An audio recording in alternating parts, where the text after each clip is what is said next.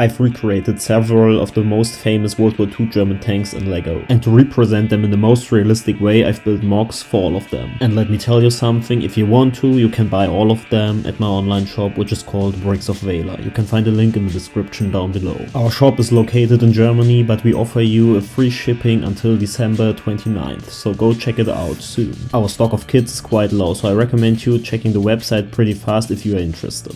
But let's focus at this Flak 88 scenery. I've prepared two bushes in olive green by using several technic elements. These allowed me to place all the foliage in different angles, which looks pretty natural in my opinion. Also wood pieces as well as smaller olive green pieces and these reddish brown stem pieces just gave the MOC the extra details which it needed. I've then added a few crates as well as jerry cans and a map, and the MOC is already done. The Flak 88 was manned by 5 people, and here they are. They are wearing splinters MOCs as well as custom made helmets by me. The first soldier is holding 8.8mm grenade for the gun. I've then added the officer, the gunner, the loader, as well as someone who's taking care of the plants to navigate to the next target.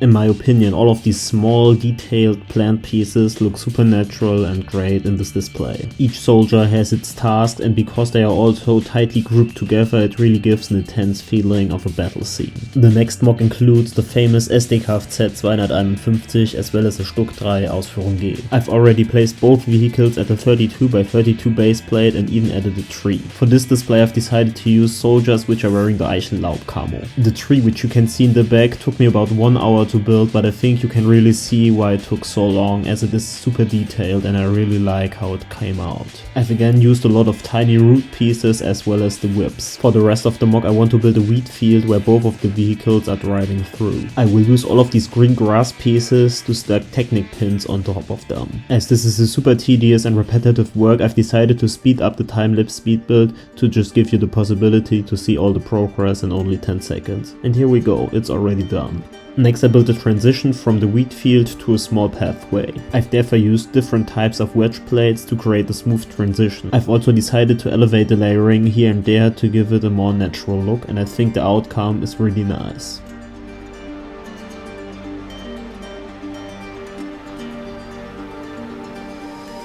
I've prepared a few more stacks of grass pieces and surrounded both of the vehicles with them. If you want to include vehicles in your builds, I really recommend to place them at the final position in the beginning. The building process of the wheat field is super repetitive, so I've decided to skip this part real quick. But I just love how both of the vehicles are driving through it. I've decided to go with a bunch of light bluish grey corner tiles for the pathway. Next I've added some smaller ground details behind the Stug and added both minifigures.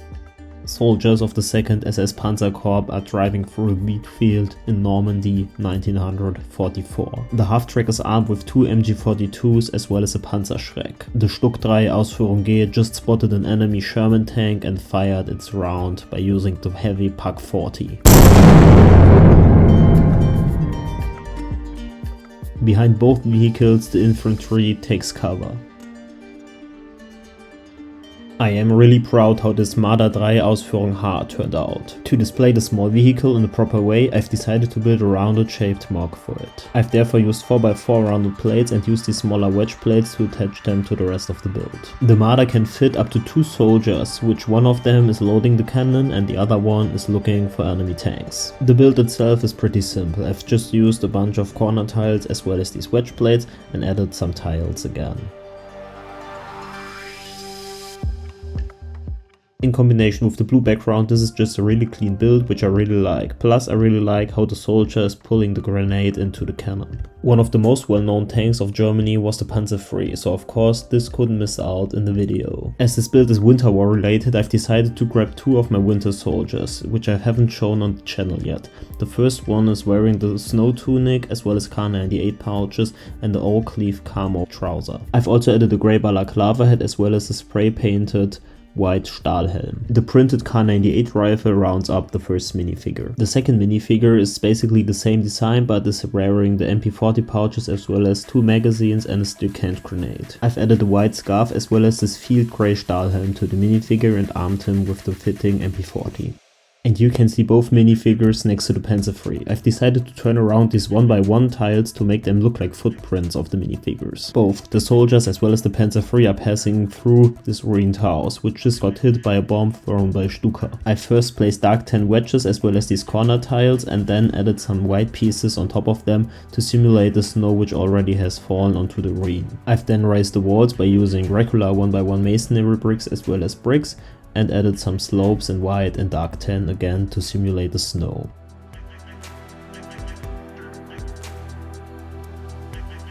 The walls are nearly done, but I didn't really like the look of this huge gap in the middle of them. That's how I came up with the following technique. I've attached a ball joint at the back of the wall. This construction allowed me to place this jumper plate at an angle and then added this whole module to the rest of the wall. I like it so much more when there isn't this huge gap in between both parts of the wall. Now I just had to add the roof, and first I've used these wedge plates to round up the corners. I've then added the pre-built roof, which also has some pins of snow because of course all of them is snowy. Now I just had to cover all the annoying studs by using 1x2 tiles as well as some jumper plates where I've placed some dark tan corner tiles which are caused by the rubble. And here's the reason why I've built all my tanks in the scale of 1/45. In my opinion, this just looks so much better in comparison with the size of a minifigure. There couldn't be any better vehicle for the end than the mighty Tiger I. Its heavy 8.8mm gun could knock out any World War II tank easily. The Tiger was designed for the wide open fields of the Soviet Union, but it was also effective in city battles as well as in Normandy. A huge downside of the vehicle was its heavy weight, which causes a lot of damage in the gearing system as well as the engine. My build depicts one of the final battles during the Battle of Berlin, which is also the reason why the Tiger I is having the late war camouflage, which consists out of dark green as well as dark tan and brown. I've decided to create a unique freeform border consisting out of dark tan, dark bluish grey as well as old dark grey pieces. As Berlin was completely bombed out and had a lot of craters because of artillery, I've decided to go with a rough look of this build. I've used a bunch of these corner tiles to create a destroyed street and added dark tan patches underneath of them. To give the build the final damaged and chaotic look, I've decided to implement a lot of chains. For a little eye-catching detail, I've decided to add a small lantern. I've therefore grabbed this Lego molded piece and added a flex tube onto it. Next I've added this 2x2 dish piece as well as a 1x1 rounded transparent brick. To complete the build I just had to finish the rest of the road by using a lot, and I really mean a lot, of these 1x1 corner tiles. This work just took so much time, so please go like and subscribe. Thank you. I promise this is the last section of me building this street.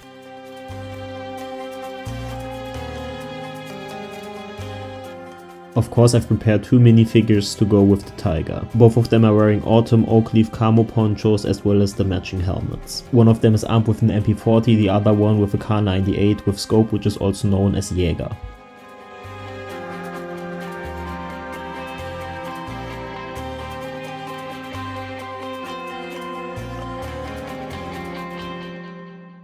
Don't forget to like and subscribe, and feel free to check my webshop Bricks of Valor if you want to build any of these vehicles. Thanks for watching and see you next time. Bye bye.